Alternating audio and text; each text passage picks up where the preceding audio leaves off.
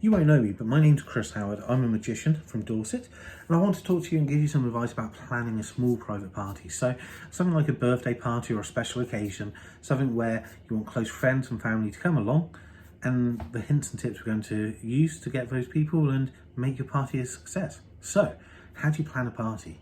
So you need to select several things. First thing you need to think about is the time and the date. So are you going to be doing it on their birthday? Is it a weekday? Is it going to be a weekend? Is it going to be a long event? So is it going to be afternoon and then go into the evening? Is it just going to be a set time during the afternoon or set time in the evening? Think about this, because obviously your guests will need to plan as well. If they have young children who aren't coming to the party, they might need to arrange babysitters or daycare. If it's going to go into the evening, how are they going to get home? Do they need to get a taxi? Are they going to drive? Will they not have a drinker? So things you need to think about.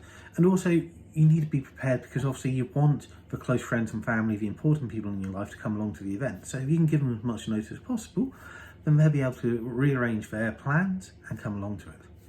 So once you've got the guest list, you've also got the time and the date, that's kind of done. Then you need to think whether you want to choose a theme. So do you want a themed party? Do you want it to be James Bond casino themed? Do you want it to be an 80s disco theme? Is there a theme you want, or are you happy just for the party to flow as it should naturally flow? But if you want a theme, you need to think about that. And again, make sure people on the invite understand that there is a theme and they might need to dress up for it. You need to then obviously send the invites to people. But when you send the invites, obviously make it personalised to them if you can. So if you're good at calligraphy and things like that, it's a great way of doing it. If not, there are websites like Fiverr where people can make up guest lists and invites for you. They don't cost very much money, but it will make your night a little bit more special to begin with. You need to think about the venue. Where are you going to be holding it? Will you be holding it in your own home? Will your home hold the number of guests you're looking to have come along? Is it going to be a garden party? Have you checked the weather, the forecast, what it might do? What would you do if it does rain and people have to come inside? Would you have a marquee? Would you have gazebos up? Would you have something planned in place? Also, if you are doing it at home, do you have enough tables, chairs, cutlery, crockery, glasses? Do you have things like that enough, or do you need to hire those? Most supermarkets do hiring for glasses and things like that. There's a lot of hiring companies where you can hire things you might need which you haven't thought of. There's also plenty of event planning companies who will have things to hire. If you don't want to hire an event planner themselves, they'll be able to put you in contact with someone who can hire certain things. If it's outside and it's going to be in a marquee, do you need heaters? If you're hiring a venue, will the venue be big enough? If you've got a private space, or are you going to be mingled with the general public? If it's a restaurant, is it set aside where you're going to be? Or are you going to be kind of, you're sat one side and then you've got some buddy you don't know sat next to you? So you need to think about these kind of things.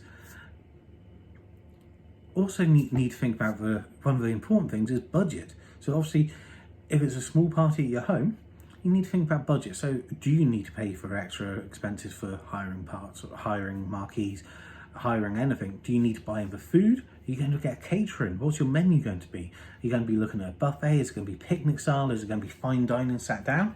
Are you going to be preparing the food? So have you got plenty of time in your prep time to be able to prepare the food, welcome your guests, serve the food? Are you going to get a caterer in?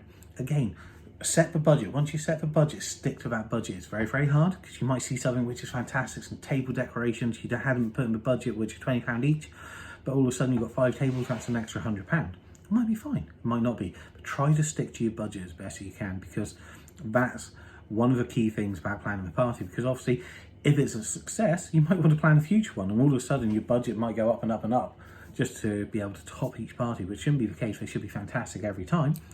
Sticking in that budget.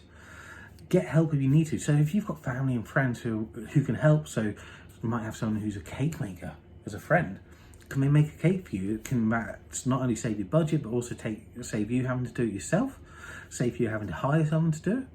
If they're friends, family who will be able to help you. You need to choose a music playlist. So again, if it's going to be an all-day event, do you have different music in the daytime than you have in the evening? Do you have the same music playing over and over? Do you just put on a CD? Do you look at hiring a band, or even a singer, or even a DJ in the evening to do it? And if you're having a DJ, if it's outside, do you need a dance floor? Are you happy for people to dance on the garden, patio, or even inside? How would that work?